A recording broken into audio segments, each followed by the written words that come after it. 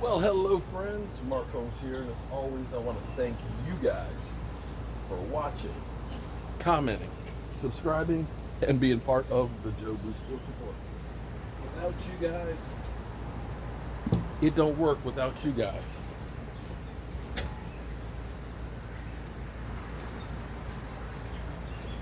So, it's kind of late, and I'm just getting out here, get started cooking dinner. The wife is eating salmon.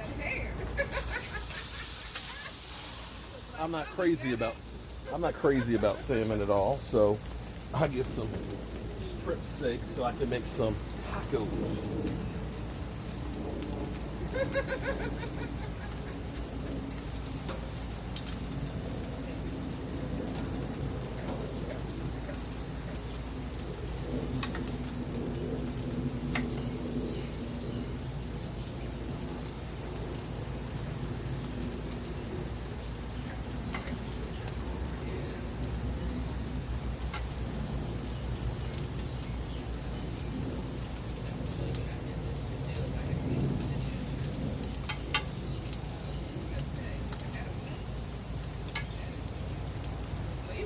Sorry about that.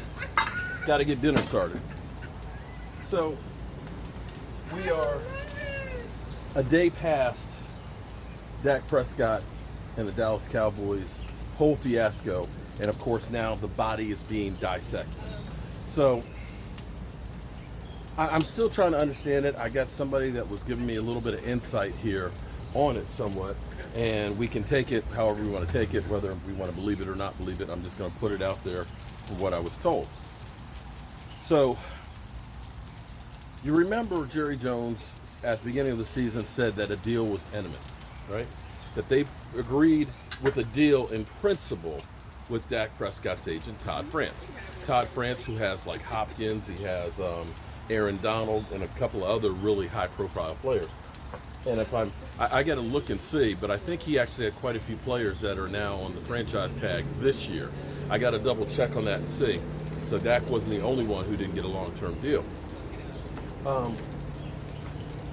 So they thought they had a deal in principle, and they figured, okay, we got this thing together, we're good to go, and everything else.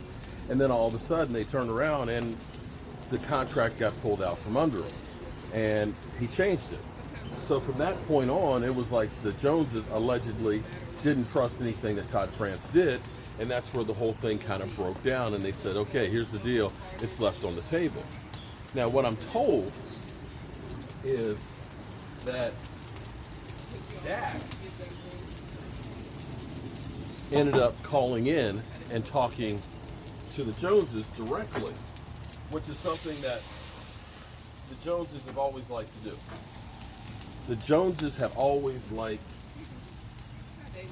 dealing with the players directly as opposed to the agent, because Jerry always feels like, if I can get you in a room, it's just you and me without the agent, I'm going to get a deal done. And so they started talking. They started talking yesterday in the last hour and just couldn't get the paperwork and stuff done and agreed to in time. Now, I don't know for sure. This is just what's been told to me. And if that is the case, then the question is Dak best suited having Todd France as his agent? And is it possible that Todd France and Dak decide to part ways? I don't know. But I'm sitting here in my mind, if they were close, and like I said, everybody's going to put out there, there's always three sides to every story. Three sides. Hold it for a second.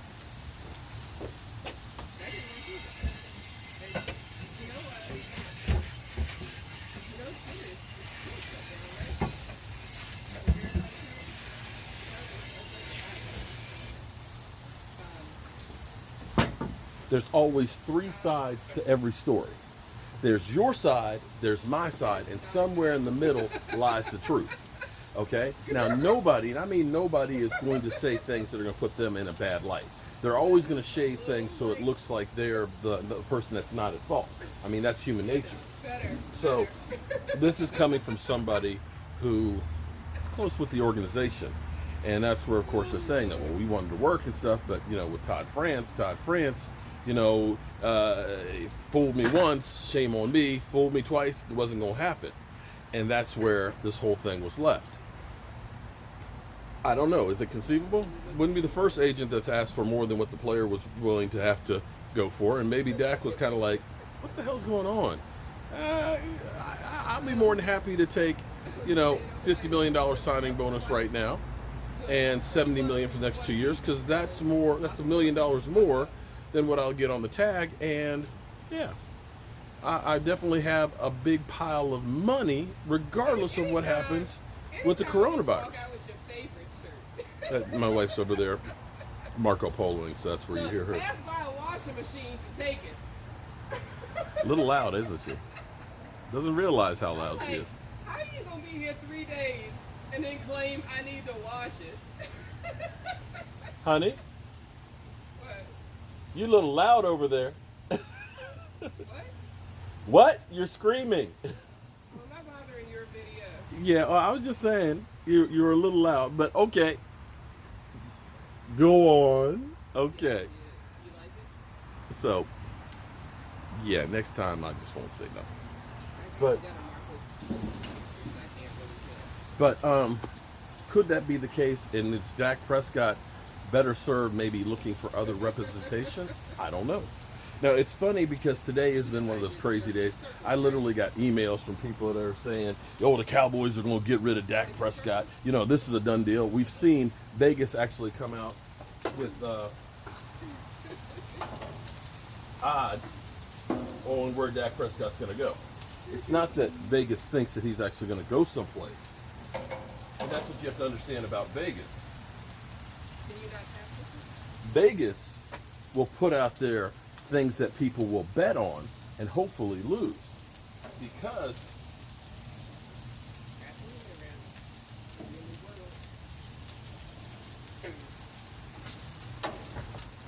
so many people are out there like, oh, Dak Prescott, man, he's done. He's going to be out of there and all that. They're like, Vegas is like, people will bet on this and we can make money at it. So that's why Vegas has those odds on it.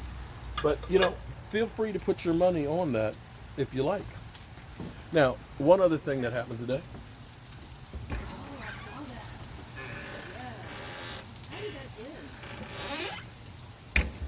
It was literally teased all day long. All day long was the whole Washington Redskins Dan Snyder Gate situation.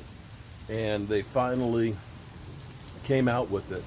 And apparently there's 15 former employees from 2006 to 2019 that are suing for sexual harassment. So this is like a class action lawsuit here because of the toxic environment that they had. Larry Michaels, who was their voice of the Redskins, literally retired yesterday or left the organization yesterday. Two front office people left or got fired over the weekend, and it's true spin control because Kavanaugh's attorney is now reviewing the Redskins organization, and this may be one of those cases right now where Dan Snyder is trying to hold on to the team because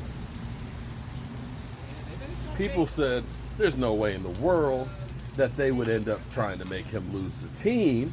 It's like, yeah, well, in 2013, he said, you can put in capital letters, I will never change the name of the team.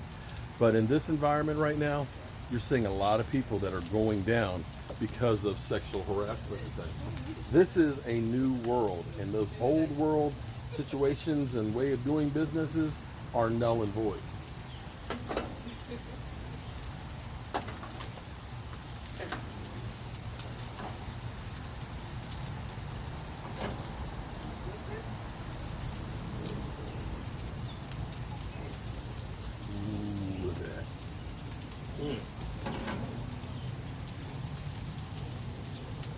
Oh yeah. Take some chipotle chili powder, some garlic salt, pepper, a little bit of red wine, some balsamic vinegar, and Worcestershire sauce, and I marinate that. And it gets it nice and spicy.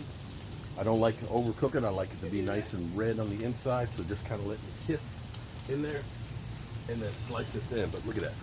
That flank steak. Oh, yeah. Look at that. Let me pull a piece of that off of there. Hot. That's hot. That's hot. Ooh.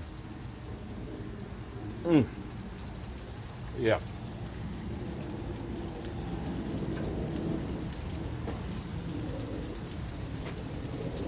Got some guacamole. Got some homemade picante sauce. A little bit of sour cream. And some lettuce and stuff. Put that all in tortilla or make it as a salad. You talk about good. That's what I'm talking about. The salmon, well, it looks pretty, but I'm just not a big fish eater.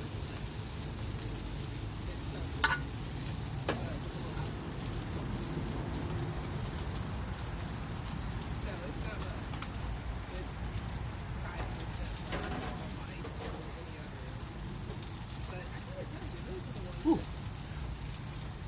And while I wait for that last little sizzle on there, I'm gonna grab me something to drink.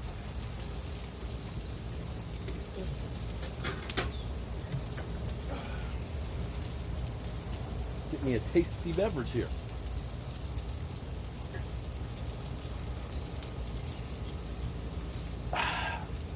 Whew. I needed that. Me and the wife just went for a 2.5 mile walk. Then came back so I could finish dinner. Whew. Get something to eat and keep on doing what we're doing. All right, so we'll see what happens next year with the Dak Prescott contract. It'll be interesting what happens with Todd France and Dak, if he sticks with them or changes up. I'm Mark Holmes, and well, steak tacos tonight. I'll see you soon.